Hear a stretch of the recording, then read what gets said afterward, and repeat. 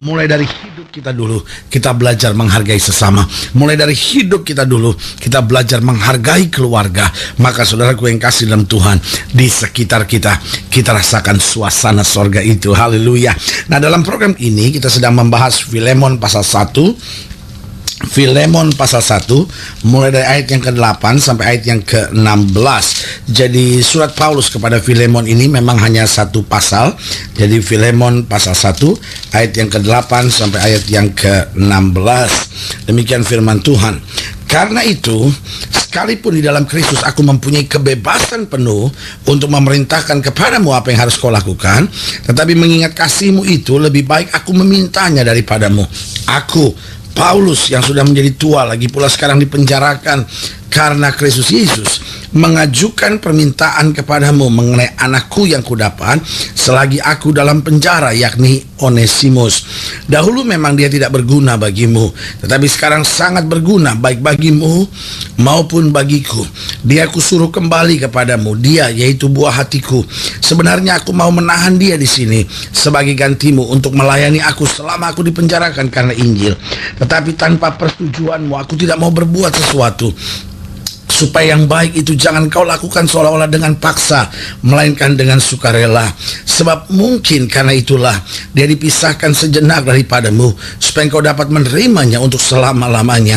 Bukan lagi sebagai hamba, melainkan lebih daripada hamba, yaitu sebagai saudara yang kekasih. Bagiku sudah demikian, apalagi bagimu, baik secara manusia maupun di dalam Tuhan. Haleluya. Saya sudah jelaskan latar belakangnya kenapa surat ini ditulis, karena kita tahu bahwa ada seorang kaya waktu itu bernama Filemon, dan Filemon punya beberapa budak. Dari salah seorang budaknya itu bernama Onesimus. Onesimus kemudian berbuat kejahatan, bahkan mencuri milik dari Filemon ini. Lalu akhirnya Onesimus ditangkap, dan di dalam penjara dia berjumpa dengan Yesus melalui pelayanan Paulus, sehingga akhirnya Paulus menyebut dia sebagai saudara dalam Tuhan. Dan kemudian setelah dia mau lepas dari penjara, maka Paulus menulis surat ini kepada Filemon dan berkata, Onesimus akan kusuruh kembali datang kepadamu. Karena itu terimalah dia, bukan lagi sebagai hamba, tetapi terimalah dia sebagai saudara yang menyatakan kemuliaan Tuhan. Nah, saudaraku yang kasih dalam Tuhan, jadi dari sini kita bisa melihat betapa Paulus mengangkat hidup Onesimus dari seorang yang tadinya tidak berharga, dari seorang yang tadinya hanya budak, bahkan bukan hanya budak, budak yang dibuang. Kenapa disebut budak yang dibuang? Karena dia sudah jadi budak, lalu melakukan kejahatan, melakukan pencurian, sehingga saudaraku yang kasih dalam Tuhan, nilai orang ini begitu rendah. Tetapi saudaraku yang kasih dalam Tuhan, setelah diselamatkan, maka saudaraku yang kasih dalam Tuhan, betapa Paulus memandang Onesimus sebagai seorang yang berharga. Nah, saya pelajari di sini bagaimana supaya kita menyadari bahwa hidup kita berharga. Saudaraku yang kasih dalam Tuhan, saudara bisa saja punya masa lalu yang gelap. Saudara bisa saja berkata, aduh, hidup saya banyak gagalnya. Saudara bisa saja berkata, ya, saya orang miskin, bagaimana saya bisa hidup berharga. Ada banyak orang yang akhirnya kemudian hidup dengan minder karena dia merasa hidup saya nggak berharga. Ada banyak orang yang akhirnya lari dengan narkoba. Kenapa? Karena dia pikir hidup saya tidak berharga.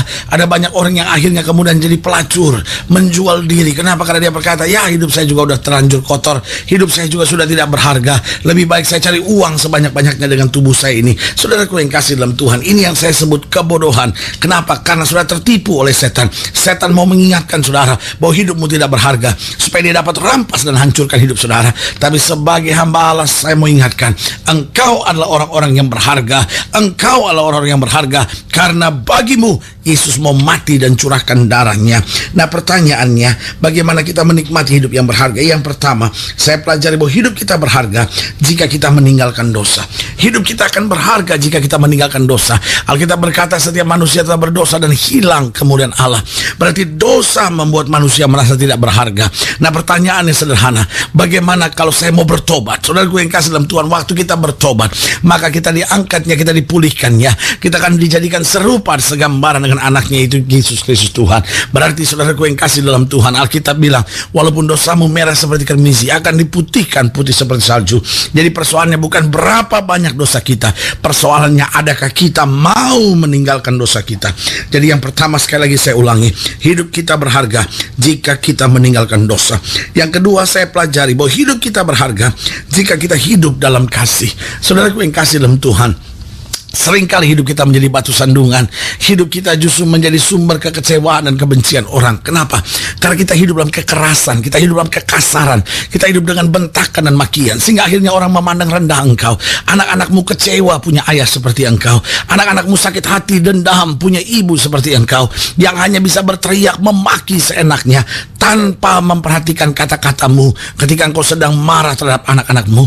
Hari ini sebagai hamba Allah, saya mau ingatkan, waktu seorang hidup dalam kasih, waktu dia alirkan kasih dalam kehidupannya, maka saudaraku yang kasih dalam Tuhan, hidupmu berharga. Orang memandangmu dan kagum, orang memandangmu dan merasakan kasih Kristus yang luar biasa. Jadi yang pertama saya pelajari, hidup kita berharga jika kita meninggalkan dosa. Yang kedua, hidup kita berharga jika kita hidup dalam kasih. Yang ketiga, hidup kita berharga jika kita melayani Kristus dengan yang terbaik. Saudaraku yang kasih dalam Tuhan, hidup ini adalah pelayanan. Kenapa hidup ini adalah pelayanan? Karena kita adalah orang-orang yang diselamatkan karena pelayanan Kristus buat kita.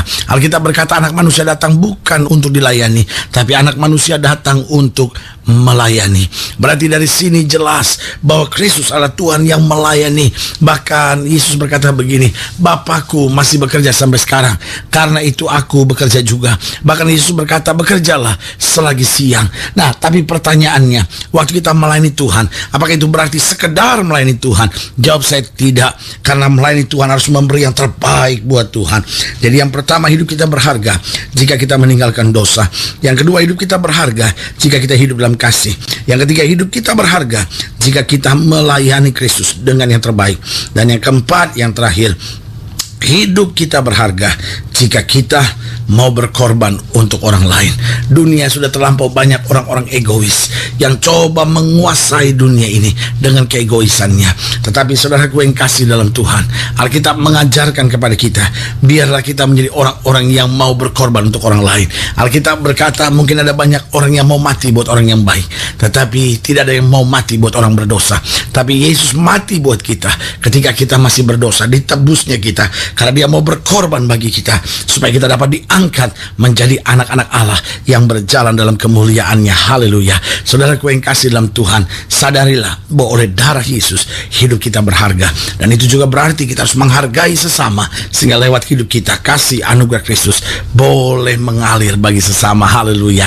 Saudaraku yang kasih dalam Tuhan, kalau sedang ingin dilayani lebih jauh, hubungi kami melalui telepon, hubungi kami melalui surat, kunjungi website kami, karena kami ada untuk membawa Bapak Ibu sudah senantiasa lebih dekat pada Tuhan dan mengalami kasih kuasa mujizat yang luar biasa. Haleluya. Secara khusus melalui program ini saya juga mau berdoa buat setiap saudara yang sakit, setiap saudara yang berbeban berat, karena saya percaya bahwa bagi Allah tidak ada perkara yang mustahil. Dan setiap saudara yang didoakan secara khusus boleh taruh tangan kanan saudara di dada, dan kita akan doa. Bapa, dalam nama Yesus, hamba berdoa buat yang sakit, hamba doa buat yang berbeban berat, hamba doa buat setiap mereka yang merasa hidupnya tidak berharga karena pengalaman-pengalaman masa lalu yang penuh dengan dosa dan kesalahan. Bapak, hamba juga berdoa istri-istri yang merasa tidak dihargai, suami-suami yang tidak merasa dihargai, orang-orang muda yang merasa tidak dihargai. Tapi mulai hari ini kami dengan iman katakan bahwa kami berharga bagi Kristus, karena kami telah ditebus, kami telah diberkati, dan kami telah berjumpa dengan kebenaran. Kristus Yesus Tuhan dan Raja kami. Di dalam nama Yesus hamba berdoa, biar mujizat kuasa Tuhan mengalir, kemenangan boleh terjadi di dalam nama Yesus. Haleluya. Amin. Saudara yang kasih dalam Tuhan, kita sudah berdoa. Ingat, Allah tidak pernah lalai menepati janjinya. Inilah saatnya buat kita untuk bangkit bersemangat, bersuka cita dalam menghadapi segala perkara, karena kita tahu Yesus adalah sumber jaminan kekuatan kita. Yesus adalah jalan keluar kita. Yesus adalah kota benteng kita yang teguh, yang membuat kita akan aman dalam perlindungannya. Doa saya menyertai saudara. Sampai berjumpa pada program berikut, dan jangan lupa jadikan hari ini harinya Tuhan.